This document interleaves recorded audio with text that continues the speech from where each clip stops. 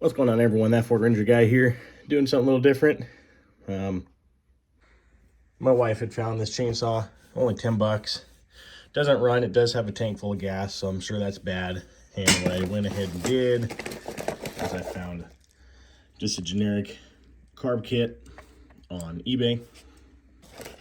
So I figured, hell, it might be kind of nice to have a chainsaw with Christmas coming up. Maybe I can get this done by the weekend and we can use it to get our new tree. So stick around to find out. We'll see if we can even make it work. And this is new to me, so if I'm doing something wrong, sorry. Now in my mind, it makes sense to take the bar off just for the ease of moving it around.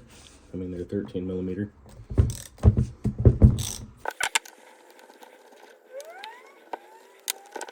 Woo, that is gunky. And that is a big ass spider living in there.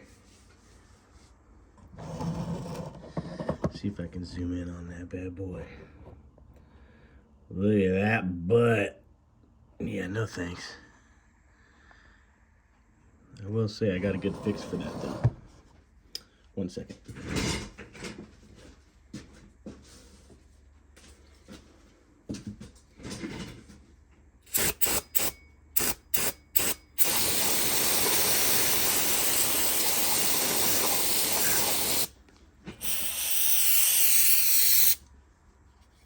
Nothing surviving the brake clean, baby.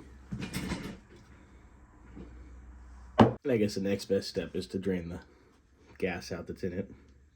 Who knows how old it is? They might have just put it in there before they sold it. When they realized it didn't work. We'll see. So it's looking like most of the stuff to take the plate off, plastic covering, is either a Torx or a flathead. Well, I have my flatheads with me right now, so I'm gonna go ahead and just use that.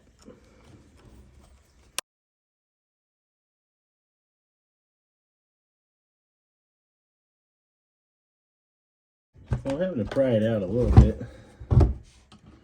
with the flathead, but it's just a little wedged in there. Oh, so it's looking like, from what I can see, that top hole there is for, I don't know if you can see in there, that's for adjusting the choke. That little nut in there. And of course I took out the wrong piece. So I didn't need to take this off. This is just to go and replace the cord. I will clean up in here though. Might as well now that I have it off. But I need to get under this top plate. So I guess we'll take that off now too. So now it's looking like there's only 3, 1 at the front and 2 at the rear, to get this top cover off, to get the carburetor.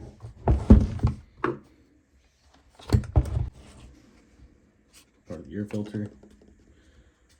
And actually, I'm starting to think, hopefully the kit came with it. It's a little dirty, a little gross.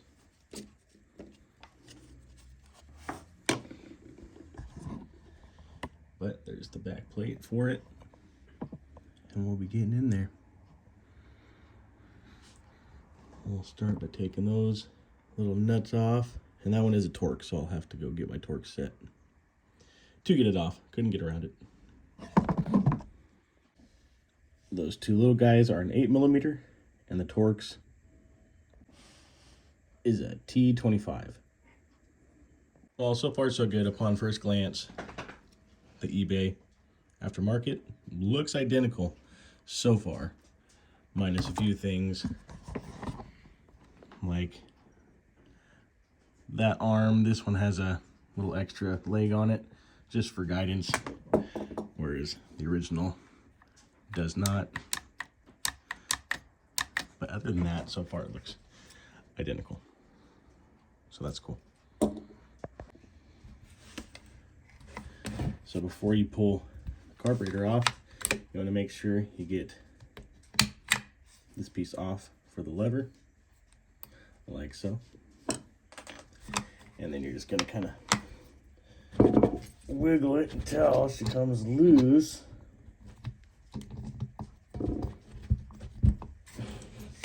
And it will be kind of a stretch, with the fuel lines on there. Now, me personally, for whatever reason, I was pulling on the little fuel lines. I just used a flathead and kind of pop right off. Make sure you're wearing safety glasses in case you do flick it in your face. You don't want to get gas in your eye. Now, you could go a little more in depth with your cleaning if you wanted and pull this plate off and kind of get into there and just check everything out. I'm not going to do that. I'm going to take the spark plug out. I think it came with a new spark plug. Yes, it came with a new spark plug and air filter. And to get the primer, it is just clipped in. So, just flathead. You might be able to get it with your fingers.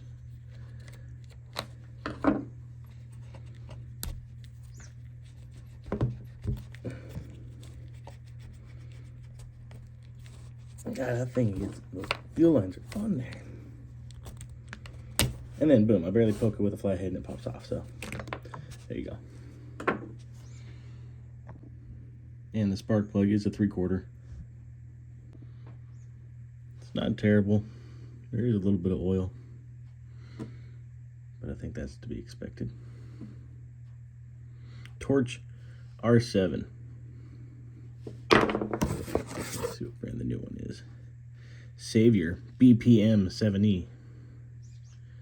Why it is not focusing, I don't know. Savior BPM 7E. The gap is a little closer.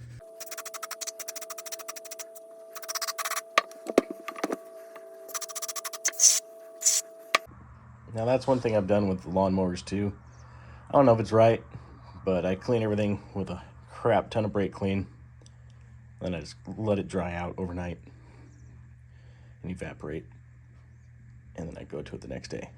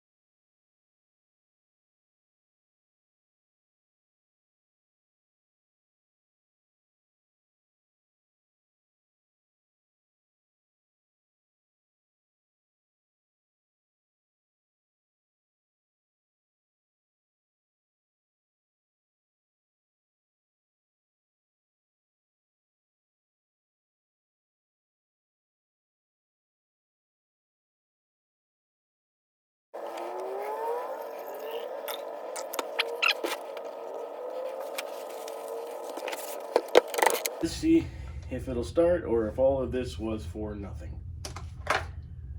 It's got instructions on the back, so I guess I'll read that. Prime 6 times, full choke, pull 5 times, half choke, pull to start. Well, we'll see.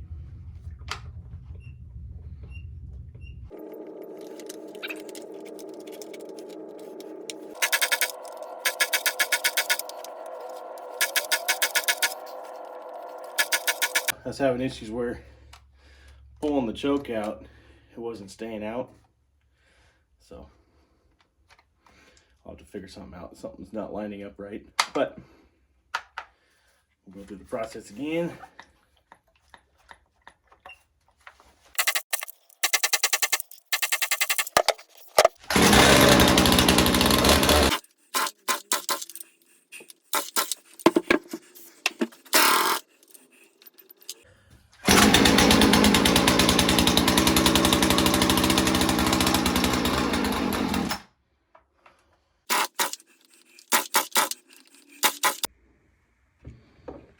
All right, so I finally got it going somewhat. Then it died off, got it going, died off. Just real intermittent messing with the carburetor. Definitely wasn't adjusted when I bought the aftermarket eBay one. And then I finally went to start it again, and the spring broke. And it broke the plastic off also on the reel. And it's one of those things at that point. This was 10 bucks. I bought the carburetor for like 10 bucks. These things are cheap already. I'm not even going to mess with it. I'm just, it was fun to try, but I don't think it's going to work. So you could probably find this stuff online somewhere, maybe find another used one, but at that point, you're spending more money than this chainsaw is worth. So do with that what you will. So there you have it. Hope this helped. If you had any issues taking it apart prior, obviously I don't know what I'm doing, and I did not record it. Did run for a while. I got it to run for about 30 seconds outside. When it was on the ground, I was pulling it different, but it is the straw that broke the camel's back. Pulling too many times. That thing's old plastic. Spring was just done. So it died. It broke, as you can see. So, oh well, it was fun. It's fun tinkering with that kind of stuff anyway. So, anywho, I guess I'll catch you next time. Keep your eyes peeled. Thanks for watching.